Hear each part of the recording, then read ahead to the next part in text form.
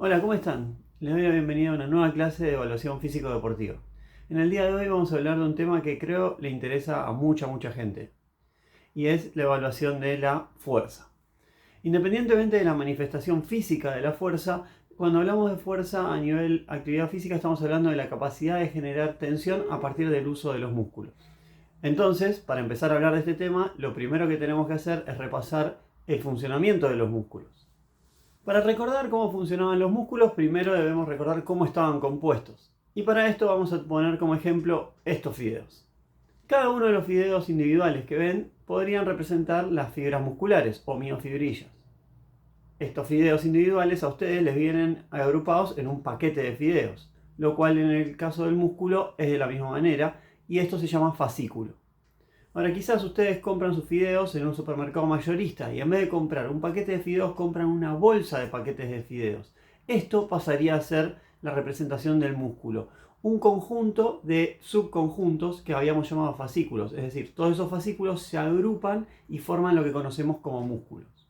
Es decir, en definitiva, su músculo sería el paquete mayorista de fideos, el fascículo, el paquete individual que ustedes usan para hacer un plato de comida, y cada uno de los fideos sería una miofibrilla o fibra muscular. Acá les dejo una imagen más formal de cómo está compuesto un músculo que el paquete de fideos, pero lo importante de esto es que podamos recordar cómo está compuesto para poder entender su funcionamiento. Es sumamente importante que tomemos conciencia de esta característica del músculo de no ser una masa uniforme única, sino un conjunto de subunidades. Y en este caso en particular de dos veces subunidades, porque tenemos las miofibrillas agrupadas en fascículos, que también son subunidades de músculo. Ahora que tenemos en cuenta esto, podemos tener referencia de dos procesos importantísimos que suceden en el funcionamiento muscular, que son la coordinación intramuscular y la coordinación intermuscular. La coordinación intramuscular implica que todas estas miofibrillas que tenemos se coordinen para generar una contracción conjunta. Y acá debemos recordar otro concepto fisiológico que es la ley del todo o nada. Si recuerdan, esta ley decía que cuando llega un impulso nervioso a una fibra muscular, esta se contrae por completo o no se contrae.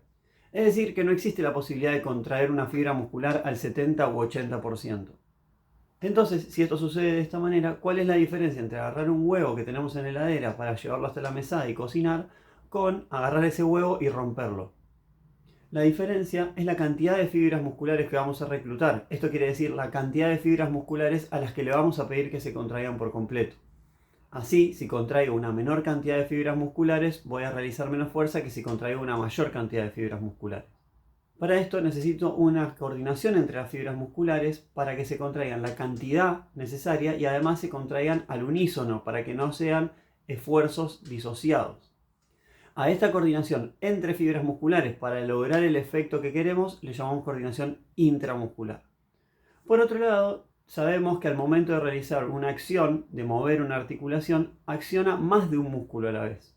En general a esta relación se le llama por un lado músculo protagonista y antagonista o músculo principal y sinérgico, hay muchas maneras de llamarlo. Lo importante es que uno de los músculos de un lado de la articulación se está contrayendo para flexionar esa articulación, pero del otro lado existe otro músculo que se está contrayendo excéntricamente para controlar el movimiento de esa articulación. Es decir, que al momento de contraerse concéntricamente el músculo protagonista, la articulación no se mueva desmedidamente rápido o desmedidamente lento, y este control lo realiza el músculo que está al otro lado de la articulación, que es el músculo sinergista o antagonista. De esta forma, para realizar un movimiento preciso y con la intención que necesitamos, es importante que estos dos músculos se coordinen entre sí, y a esto se le llama coordinación intermuscular. Esta coordinación es muy importante no solo para lograr la eficacia del movimiento, sino también para evitar lesiones, ya que si uno de los dos músculos acciona de manera muy desmedida con respecto al otro, podría llegar a lesionarlo. Imagínense un músculo que se contrae para flexionar una articulación tan fuerte que el músculo que está del otro lado tratando de evitar esa contracción o controlando su velocidad no lo puede sostener y se termina desgarrando. Entonces, de esta forma vemos cómo estos dos fenómenos, la coordinación intramuscular y la intermuscular, se combinan para lograr la mayor eficiencia y eficacia de los movimientos. Como ven en la imagen, la gente que está empujando la piedra, si quienes están abajo empujaran de a uno a la vez, no sería posible mover la piedra. Necesitan el esfuerzo de las 5 personas juntas empujando al mismo tiempo. Esto es equivalente a la coordinación intramuscular, en donde si todas las fibras se contraen de manera disociada, separada, no vamos a lograr ese efecto de fuerza que sí logramos al momento de contraerlas todas juntas. Pero a la vez, si las personas que están del otro lado de la piedra empujaran en dirección contraria en vez de ayudar al movimiento deseado, entonces no se podría subir la piedra por la colina. Entonces, la coordinación entre ambos grupos de personas es tan importante como la coordinación intermuscular. Si los dos grupos no se coordinan de manera correcta y buscan el mismo objetivo de subir la piedra por la colina, no va a ser posible. Entonces, ya sabiendo cómo se genera la contracción muscular y que va a ser sumamente necesaria para generar fuerza, quiero que hagamos foco en una cosa en particular. Que un músculo tenga cierta capacidad para contraerse no quiere decir que la persona portadora de ese músculo pueda acceder a esos niveles de fuerza. Es decir, la capacidad contráctil del músculo no es exactamente la capacidad de generar fuerza. Hace mucho tiempo, en experimentos con miembros inferiores de ranas, se notó que al aplicar una carga eléctrica externa a estos, se producía una contracción muscular. Sí, cualquier parecido con esos equipos tipo UpShaper y cosas para tener muy marcados los abdominales no es pura coincidencia. Entonces, lo que implica esto es que uno puede generar contracción muscular por estimulación eléctrica exógena, digamos, desde afuera del cuerpo. Y de esta manera va a lograr una contracción completa de las fibras musculares, por lo que dijimos, al llegar el impulso eléctrico, la fibra muscular se contrae toda o no se contrae. Sin embargo, al tratarse de una contracción producida por un estímulo externo y no por una intención de la misma persona, no quiere decir que esa persona tenga control sobre esa contracción. Por lo tanto, no hay manera de asegurar que esa persona pueda acceder voluntariamente a esos niveles de contracción. Lo que vamos a ver en esta clase son maneras de evaluar la capacidad de las personas de generar tensión a partir de contracciones voluntarias, es decir, producidas por la persona por querer hacer ese movimiento. Existen infinidad de factores que pueden hacer que una persona pueda o no acceder a sus niveles máximos de contracción muscular. Pero como a fin de cuentas lo que nos interesa es ver la capacidad de la persona de producir fuerza, que en un ratito vamos a ver de qué se trata, lo que nos importa es ver que lo pueda hacer voluntariamente y no por estímulos externos. ¿Y para qué nos es de tanto interés saber cuánta fuerza puede producir una persona? Bueno, esto nos da información sobre muchas situaciones. Una de ellas es el monitoreo de cargas, es decir, establecer en una sesión o en un ciclo más grande qué carga externa le tengo que poner a una persona para que eso le represente un nivel de esfuerzo. Además, los niveles de fuerza que puede producir una persona se ha demostrado que tienen mucha correlación con la capacidad de producir ciertos gestos deportivos o tener un cierto rendimiento atlético. Además, nos sirve para conocer el estado inicial de una persona en esta capacidad, que como ya saben es una capacidad condicional y es sumamente importante para programar un entrenamiento a futuro. Y también nos sirve durante la recuperación de una lesión para saber si la zona lesionada está pudiendo generar los niveles de fuerza que tenía previo a la lesión o en comparación con el del otro lado. Es decir, si tenemos una pierna en comparación de la otra o un brazo en comparación del otro. Entonces de esta manera ya podemos saber si la persona está apta para volver a la competencia o aún le falta recuperar fuerza. Existen muchas maneras de trabajar la fuerza y a la vez existen muchas maneras de evaluarla. Pero un parámetro que suele ser muy interesante y muy importante para esta evaluación es el 1RM. Este parámetro es especialmente importante cuando uno está evaluando la fuerza máxima de una persona, ya que se trata de la carga más alta que una persona puede levantar en una repetición. Ya que se trata del peso para el cual una persona puede hacer una sola repetición en algún ejercicio. Esto quiere decir, para un cierto ejercicio una persona va a poder ir haciendo una cantidad de repeticiones en función del peso que tenga que levantar. Mientras más peso sea, menos repeticiones va a poder hacer. Bueno, va a llegar a un punto en el cual va a poder hacer una sola repetición. A ese peso para el cual puede hacer una sola repetición lo vamos a llamar 1RM. Y este parámetro, como todo indicador de esfuerzo máximo, como fue el VO2 máximo, como fue la frecuencia cardíaca máxima, nos va a permitir establecer niveles de entrenamiento en porcentajes de ese indicador.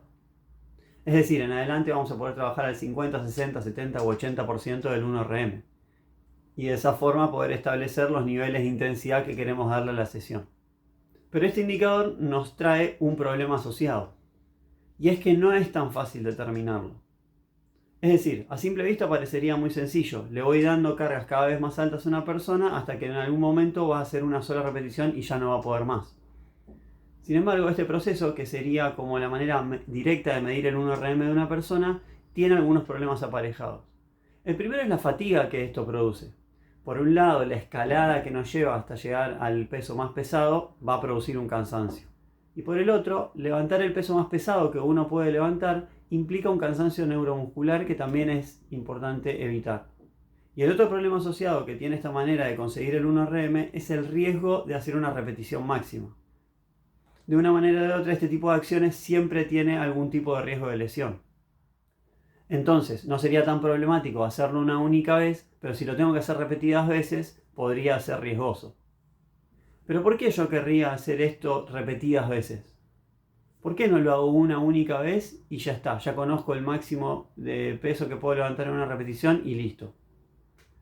Bueno, porque se ha observado que este 1RM no es estable e igual todos los días de una persona.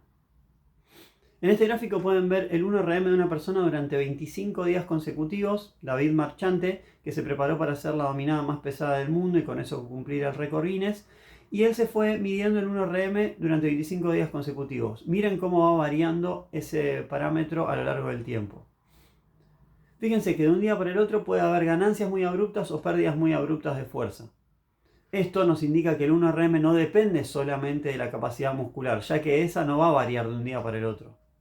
Ya que existen una multiplicidad, una infinidad de factores que atraviesan a la persona que hacen que un día tenga más capacidad para levantar un peso y otro día menos. Entonces, si yo programo con un único RM, va a haber días en los cuales le voy a estar exigiendo de más a la persona y otros días que le voy a estar exigiendo de menos. Imagínense, si yo tengo como referencia ese primer día en el cual podía hacer 116 kilos, al día siguiente quiero que trabaje el 50%, le voy a levantar 58 kilos y ese día tenía un 1RM de 94. Va a estar trabajando bastante por encima del 50% que yo quería programar para la sesión. Con lo cual no voy a estar cumpliendo mi objetivo. O también puede pasar a la inversa, fíjense. Si yo tomo como referencia el tercer día en el cual tiene un 1RM de 89 kilos y al día siguiente quiero que trabaje el 50%, entonces le doy unos 45 kilos para que trabaje, y ese día tiene un 1RM de 120 kilos, va a estar trabajando muy por debajo del nivel que yo quería que estuviera trabajando. Es decir, que estoy tirando a la basura una sesión prácticamente. Entonces, de acá, de este conocimiento, nos surge la necesidad de poder estimar el 1RM para cada sesión individual.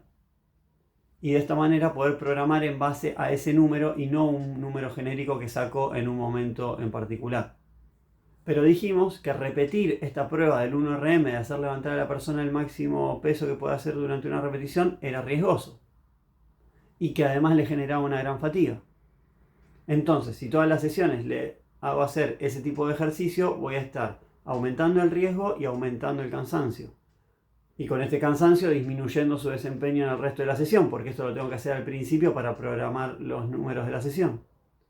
Bueno, todo este combo dio como resultado que la gente implicada en estos temas quisiera encontrar una manera de estimar el 1RM que no fuera a hacer que la persona hiciera el ejercicio más pesado que puede por una repetición.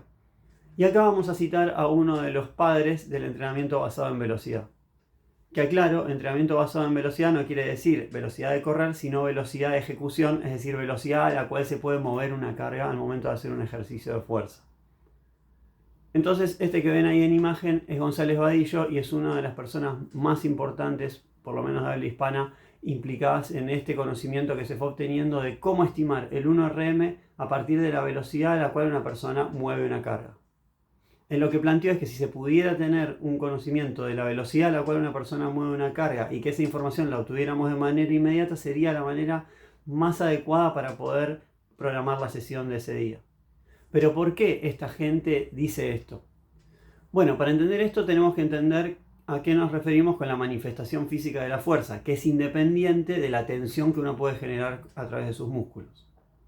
La fuerza se define en términos físicos como el producto de la masa por la aceleración. Al pensar en la masa, la mayoría de las personas piensa en cantidad de materia. Esa es una de las maneras físicas de definir la masa y no está para nada mal. Pero existe otra manera de definir a la masa desde la física. Y esto es a través de un concepto que se llama inercia. La inercia es la tendencia de un cuerpo a mantenerse en el estado de movimiento en el que se encuentra. Es decir, si un cuerpo está quieto, va a tender a quedarse quieto. Y si un cuerpo está en movimiento, va a tender a mantenerse en movimiento. La medida de la resistencia que ofrece un cuerpo a cambiar este estado de movimiento es la masa. Es decir, si ustedes tienen una pelota que está quieta y la quieren poner en movimiento, no es el mismo esfuerzo el que necesitan para mover esa pelota si se trata de una pelota de golf o de una pelota de bowling. Esa resistencia que ofrece una pelota con respecto a la otra para cambiar su estado de movimiento, es decir, de pasar de estar quieta a pasar de estar en movimiento, es la masa. De la misma manera, pero al revés, puedo pensar en una locomotora que viene en movimiento. Tiene una gran cantidad de masa porque se va a oponer mucho a que yo cambie su estado de movimiento, que es, si viene en movimiento, pasar a que esté quieta. Por eso es muy difícil frenar una locomotora. Si lo quiero hacer a mano, solamente Spider-Man o Superman lo pueden hacer. En cambio, si lo que viene en movimiento es una pelota de fútbol, pongo las dos manos y lo más probable es que la frene sin ningún problema. Nuevamente, la diferencia es la masa.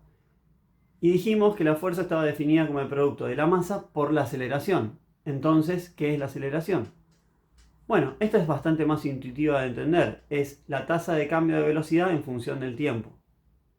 Es decir, yo me puedo desplazar de un punto al otro caminando a la misma velocidad durante todo el trayecto. O puedo ir caminando cada vez más rápido. Si voy caminando cada vez más rápido, mi velocidad va a ir aumentando. La velocidad a la cual aumenta esta velocidad es la aceleración. Piensen en un corredor que sale a correr y arranca a 8 km por hora, después 10 km por hora, después 12 km por hora, después 14 km por hora. Bueno, mientras más cortos sean los lapsos que usó para aumentar de una velocidad a la otra, la aceleración va a ser mayor. Es decir, si apenas arranca, hace 10, 12, 14, 16, 18, va a tener una aceleración bastante pronunciada. En cambio, si sale y hace 10 km por hora, a los 10 minutos aumenta a 12 km por hora, a los 10 minutos aumenta a 14 km por hora, la aceleración va a ser muchísimo más gradual. Entonces, si yo tengo un objeto quieto, como puede ser una pelota, y se pone en movimiento, ese cambio de velocidad va a ser aceleración. Con lo cual, si el objeto está quieto y la velocidad que adquiere es más alta, entonces la aceleración es más alta. Entonces ahora combinemos los dos conceptos que acabamos de mencionar. Al combinar la masa, que era esa resistencia a cambiar el estado de movimiento, y la aceleración, que era la velocidad a la cual cambia el estado de movimiento, tenemos la fuerza. Es decir, para dos objetos que tienen la misma resistencia a cambiar su estado de movimiento, es decir, la misma masa, si yo quiero que uno salga más rápido, con más velocidad que el otro, voy a tener que aplicarle mayor cantidad de fuerza. Piensen como en el dibujo si están jugando al golf. Si ustedes tienen el objetivo cerca y quieren que la pelota salga despacio, le van a aplicar poca fuerza.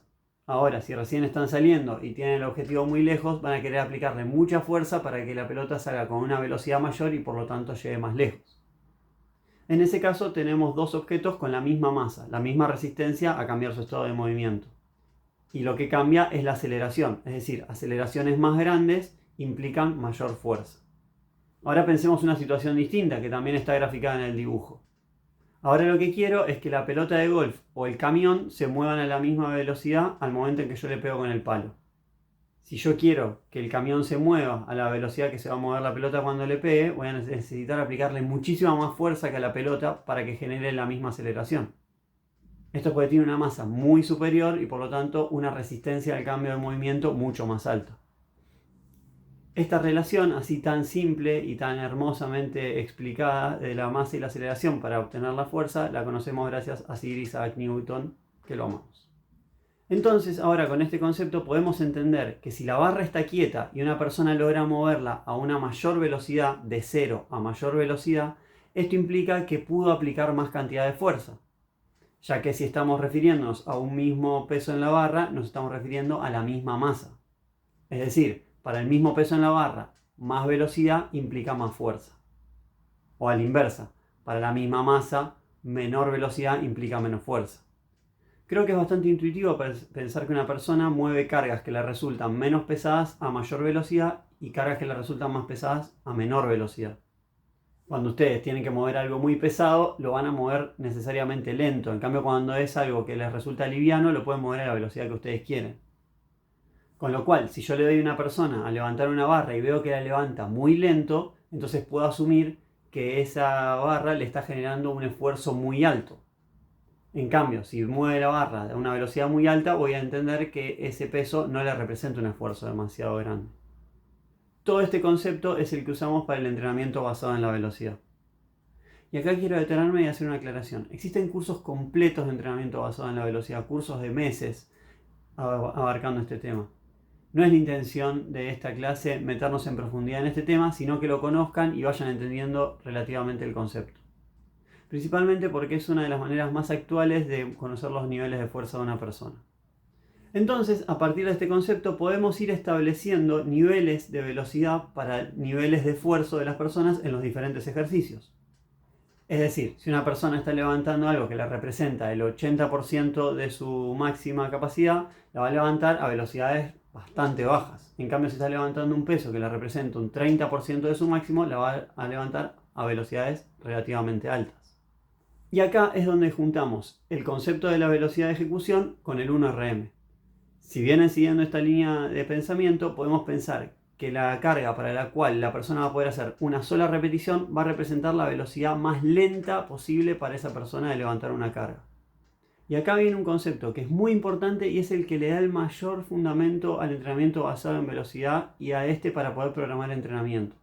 Y quiero que presten mucha atención porque es fundamental. No es difícil, pero hay que prestar atención. Lo que se descubrió a partir de muchos estudios que se hicieron de esto es que existe una relación muy sólida entre el porcentaje del 1RM y la velocidad de ejecución. Y esto es independiente de la evolución del 1RM. Es decir, una persona va a levantar siempre el 50% de su 1RM a una velocidad muy parecida. Y esto no va a cambiar incluso cuando cambie su 1RM. Es decir, si un día tiene un 1RM de 100 kilos, va a levantar 50 kilos a una cierta velocidad. Después de un cierto tiempo de entrenamiento va a aumentar su 1RM de 100 kilos a 120. El 50% de ese 1RM, es decir, 60 kilos, los va a levantar a la misma velocidad que levantaba antes los 50 kilos. Es decir, siempre el 1RM lo va a levantar a la misma velocidad independientemente de la... Es decir, siempre el 50% del 1RM lo va a levantar a la misma velocidad independientemente del peso que eso implique.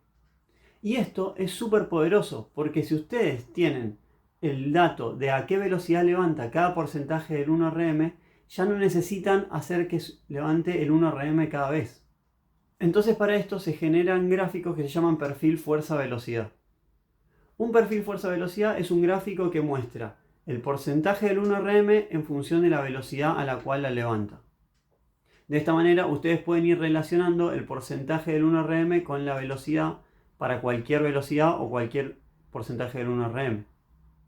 Y de esa manera viene la persona un día, ustedes le dan a levantar una carga cualquiera, se fijan la velocidad a la cual la mueve y entrando en ese perfil fuerza-velocidad pueden conocer qué porcentaje del 1RM representa esa carga ese día para esa persona.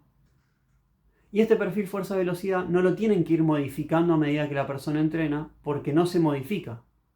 Porque la relación entre velocidad de ejecución y porcentaje del 1RM se mantiene independientemente de que ese 1RM mejore o empeore.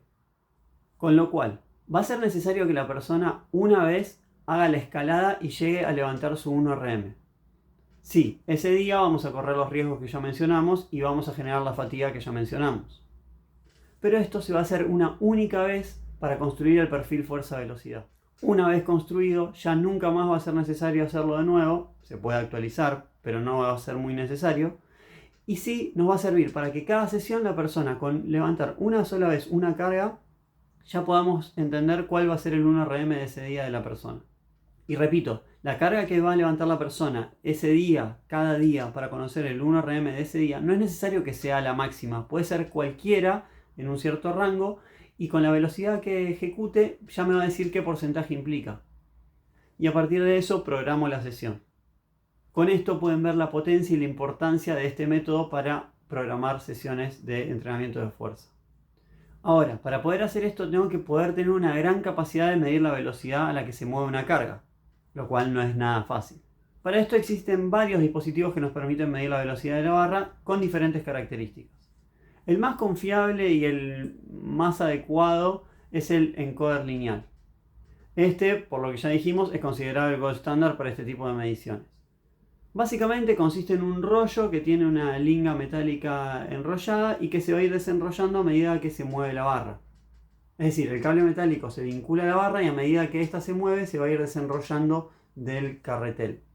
Y el equipo tiene la capacidad de ir censando la cantidad de vueltas que da el carretel para de esta manera saber qué distancia se movió la barra. A la vez tiene un cronómetro que va viendo en qué tiempo sucede eso. Y en general tiene la capacidad de hacer esto 1000 veces por segundo. Es decir, que yo tengo la capacidad de censar la distancia recorrida por cada milisegundo. Esto implica una capacidad muy importante para medir la velocidad de la barra. Estos dispositivos tienen un origen industrial, por lo cual son sumamente confiables y tienen una capacidad muy ajustada de conseguir datos. Inicialmente estos dispositivos eran muy costosos y además un poco incómodos. Con el tiempo se fueron optimizando. Hoy son portátiles, muy livianos y me permiten tener la lectura Bluetooth en mi teléfono de manera inmediata. Otros sí es necesario conectarlos a una computadora. Y hay otros modelos en los cuales uno lee la velocidad directamente en el equipo. De esta manera han sido históricamente los equipos más adecuados para medir esta capacidad. Sin embargo, su alto costo, que hoy en día ha ido disminuyendo pero siguen siendo costosos, ha motivado la aparición de otras alternativas. Una de estas alternativas es el análisis de video. Es decir, si yo filmo a una persona haciendo un movimiento con la barra, puedo estimar a partir de lo que veo en el video a qué velocidad se está moviendo la barra. Esto se puede hacer manualmente en software de computadoras como el Kinovea, pero también existen aplicaciones que lo hacen cada vez de manera más automática. Existe una en particular que se llama MyLift, que no solo permite hacerlo con el celular, sino que hoy en día tiene la opción de hacerlo automáticamente sin que ustedes toquen nada, entonces prácticamente funciona como un encoder. Ustedes se enfocan en el levantamiento con el celular que va filmando y les va diciendo la velocidad a la cual se está moviendo la barra por un análisis de video que hace automatizado.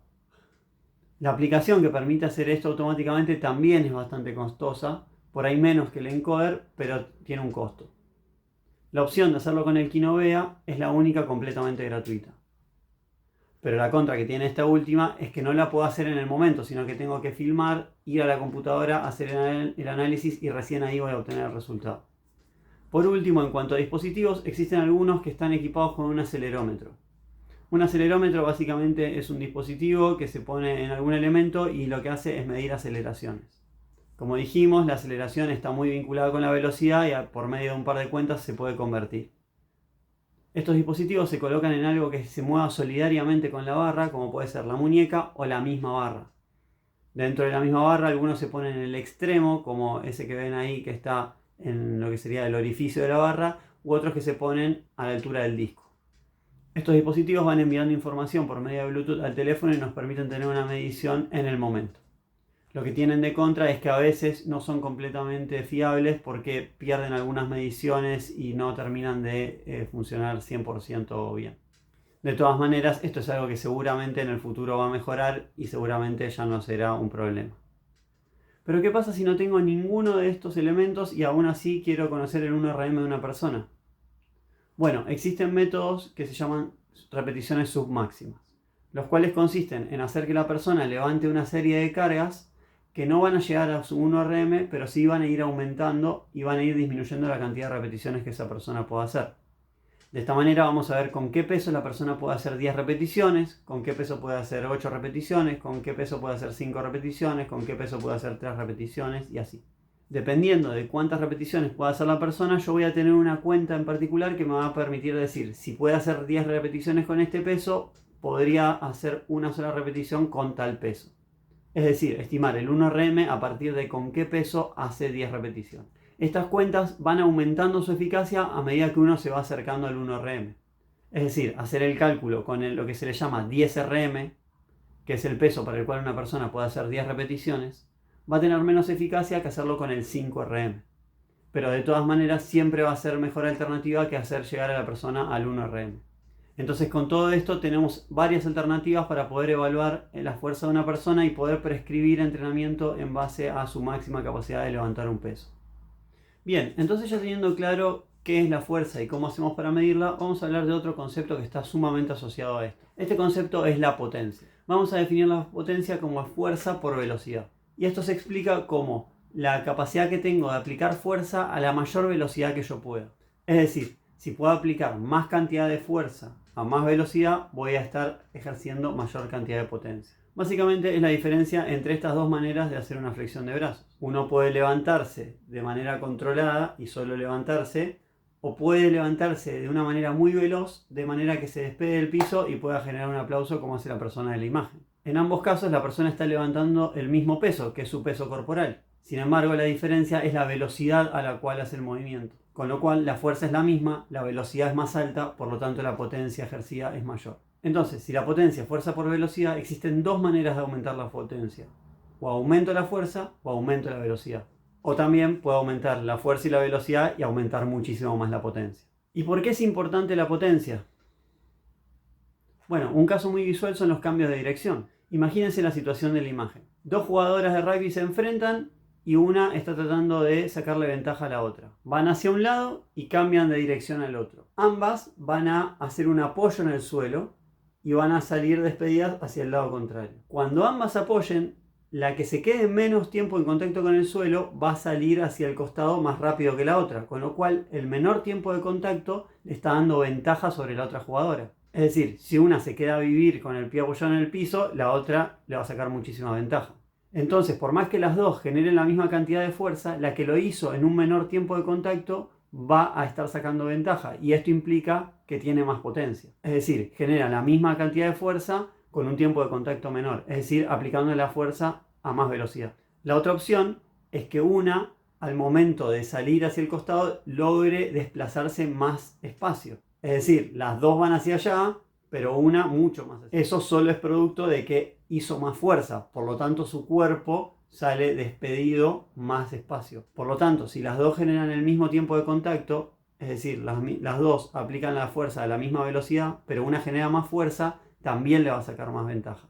Nuevamente está ejerciendo más potencia porque está haciendo la misma velocidad de aplicación de fuerza, pero obtiene mayor cantidad de fuerza. Ni hablar si una puede en menor tiempo de contacto generar más fuerza, entonces no se queda a vivir, le saca ventaja en tiempo y además se desplaza más espacio, por lo tanto termina ganándole la competencia de manera muy clara. Entonces, para este tipo de acciones es que la potencia es sumamente importante. También lo pueden pensar en una persona que corre. Imagínense que cada apoyo que hace una persona que está corriendo está ejerciendo fuerza sobre el piso. Cada vez que tiene el pie apoyado en el suelo, no se está desplazando hacia adelante, con lo cual es tiempo que está perdiendo en la carrera. Mientras menos tiempo de contacto logre aplicar, más rápido se va a estar desplazando. Pero a la vez, si en cada paso logra despegarse más espacio hacia adelante, es decir, sale con más fuerza, también va a desplazarse más rápido. El producto es que más potencia implica desplazamientos más veloces. Una persona con más potencia va a tener, por ejemplo, sprints más veloces. Por todo esto es que la potencia es sumamente importante en los deportes. ¿Y cómo medimos esta capacidad? Bien, tenemos varios dispositivos para hacerlo. Uno de ellos se llama plataforma de fuerza. Básicamente consiste en una plataforma que tiene un sensor que va a ir generando un impulso eléctrico a partir de cuánto se deforma. Entonces, cuanto más lo deformemos, más será el impulso eléctrico que le va a mandar información a un dispositivo, una computadora o un teléfono. Lo que importa de esto es que el dispositivo mide la fuerza.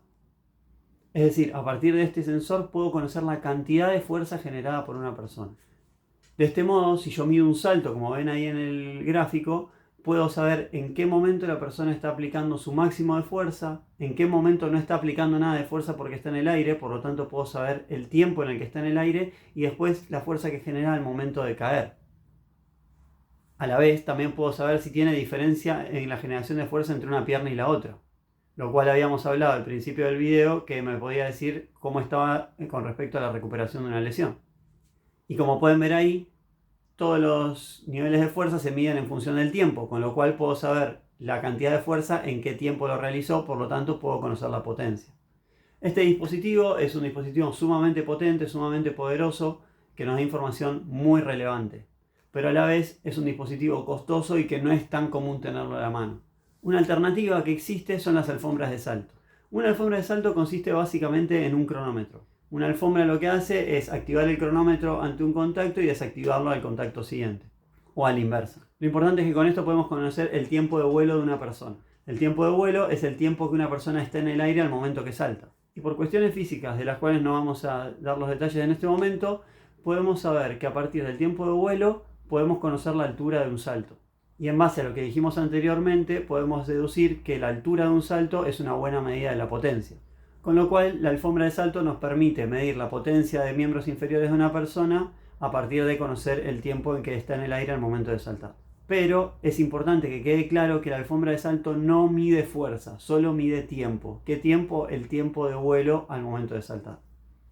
La alfombra de salto es un dispositivo no tan costoso como una plataforma de fuerza, pero puede ser un poquito incómodo de trasladar o de desarrollar al momento de tener que medir en una sesión. Por esto es que se desarrollaron dispositivos que permiten medir la altura de salto y el tiempo de vuelo a partir del videoanálisis. Es decir, lo puedo hacer por videoanálisis con Kinovea, como ya hablamos de la medición de la velocidad de ejecución de un ejercicio de fuerza, pero también puedo medirlo con aplicaciones específicas. Las aplicaciones, al igual que mencionamos con el MyLift, tienen un costo relativamente alto, mientras que el Kinovea sigue siendo completamente gratuito. Pero a la vez, la desventaja del Kinovea sigue siendo la misma que la anterior. Me tengo que llevar las imágenes a mi casa, hacer un procesamiento posterior a la sesión y recién volver con los resultados la próxima. Mientras que la aplicación me permite obtener el resultado en el momento. Por otro lado, vale aclarar que la aplicación no es muy práctica cuando uno tiene que medir grandes cantidades de gente. Cuando uno tiene que medir mucha gente, lo más práctico es tener una alfombra de salto. En cualquiera de los casos, el resultado que voy a obtener va a ser el tiempo de vuelo y la altura de salto. ¿Cómo va a saltar la persona? ¿Cómo va a disponer sus brazos? ¿Cómo va a ejecutar el gesto? Todo eso va a estar dentro de un protocolo que lo vamos a hablar en detalle al momento de hacer el TP. Pero ya les adelanto que hay varios tipos de saltos, entre los que tenemos contramovimiento, squat jump y abalacó. A partir de la combinación de la evaluación de estos tres saltos vamos a poder ir sacando diferentes tipos de información. Que el squat jump va a implicar manos en la cintura, bajar hasta 90 grados de cadera y rodilla, mantenerse 3 segundos y recién ahí saltar lo más alto que se pueda sin sacar las manos de la cintura. Este salto implica la evaluación de potencia pura de miembros inferiores. Decimos potencia pura en comparación con el salto con contramovimiento, el cual implica con las manos en la cintura bajar hasta 90 grados de cadera y rodilla e inmediatamente saltar lo más alto que se pueda. En este caso se utiliza lo que se llama ciclo estiramiento-acortamiento, que implica que ese descenso previo genera energía que se acumula en estructuras elásticas y que potencia el salto posterior. Esto es lo que pretendemos eliminar al momento en que en el squat jump nos quedamos 3 segundos quietos abajo. Por eso es que el squat jump implica potencia pura de miembro inferior, mientras que el salto con contramovimiento también implica un componente elástico. Por último, el abalacó permite movimiento de brazos, ya no se tienen en la cintura, y es con contramovimiento. Lo que nos aporta es conocer la incidencia del componente coordinativo. Haciendo los tres vamos a poder ir viendo cuánto aumenta el salto de una persona al dejarle utilizar su componente elástico y su componente coordinativo y ver qué factor es el que deberíamos entrenar con más énfasis. Si una persona salta mucho más alta que el resto sin mover los brazos, pero salta igual que el resto moviendo los brazos, implicaría que su componente coordinativo no le está favoreciendo demasiado y por lo tanto en vez de trabajar la potencia de piernas podríamos trabajar coordinación. Y de esta manera hacer más efectiva la programación del trabajo porque estamos apuntando a la capacidad que tiene que trabajar y no a trabajar de manera global cuando quizás en una de las capacidades está muy por encima del resto. Ahora, ¿qué pasa si no tenemos ni una plataforma de fuerza ni una alfombra de salto? Bueno, existe el test de saltar y alcanzar. Este test tiene un par de alternativas, unas más sofisticadas que otras, pero básicamente consiste en saltar y marcar en algún lugar. Lo más sencillo para hacer esto es poner tiza en la mano, se marca la altura estando parado, con la mano extendida hacia arriba y después se salta y se toca lo más alto que se pueda. De esta manera se ve la diferencia entre la marca cuando uno estaba parado y cuando saltó y esa va a ser la altura que logró con el salto. El problema de esto es que deformaciones de la técnica pueden hacer que la persona gane distancia o altura sin que necesariamente haya podido saltar más alto. Sin embargo, es una prueba muy sencilla que no necesita demasiado material y que nos da muy buena información. Otra alternativa práctica y sencilla para medir potencia del miembro inferior es el salto horizontal. Este implica colocarse en una marca y saltar hacia adelante lo más lejos que se pueda con balanceo de brazos. Al momento de caer, la persona tiene que procurar caer y no seguir hacia adelante, de manera que se pueda medir la distancia que recorrió en el salto. Este test lo que tiene de muy bueno es que se desarrolla en el vector horizontal al igual que la carrera, con lo cual tiene una transferencia un poco más directa al sprint que el salto vertical. También existen trabajos que vinculan la capacidad de salto horizontal con la fatiga. Es decir, que nos permitiría, por ejemplo, al inicio de una sesión, hacer que las personas hagan un salto horizontal. Ya conociendo una marca previa, podemos ver si la persona salta más que su marca previa, es que le puedo dar un entrenamiento un poco más intenso que de costumbre, o si salta por debajo de su marca histórica, digamos, ajusto las cargas un poquitito hacia abajo. Es una forma práctica y bastante interesante de ajustar las cargas de una sesión sin necesidad de ningún equipamiento. Y por último nos queda evaluar la potencia, pero esta vez más enfocada en miembros superiores. Es decir, estuvimos midiendo saltos, con lo cual tenía una predominancia mayor de miembro inferior. ¿Qué pasa si yo quiero hacer un foco más grande en el miembro superior? Bueno, una opción es utilizar lanzamientos de pelotas medicinales. De esta manera, mientras más lejos logre tirar la pelota, va a implicar una mayor potencia de tren superior. Esto, dependiendo de cómo yo permita hacer el gesto, puede ser más puro de potencia de tren superior o de cuerpo entero. Es decir, si yo permito que se mueva con todo el cuerpo, va a implicar también miembro inferior.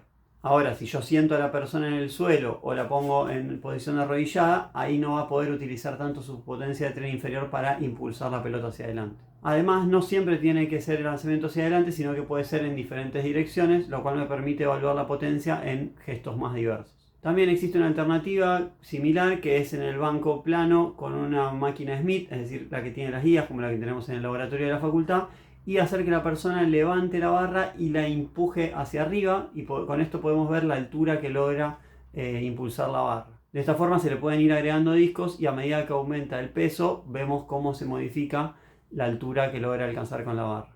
Obviamente este ejercicio hay que hacerlo con mucho cuidado y que la persona conozca bien el test, y la persona en la que están entrenando tienen que saber que tiene la capacidad de movilizar esa cantidad de peso. Pero si cuentan con los elementos, es una posibilidad más para evaluar la potencia de tren superior. Así que bueno, con todo esto tenemos ya las alternativas para evaluar la fuerza y la potencia. Espero que les haya gustado. Cualquier duda nos seguimos viendo. Saludos, adiós.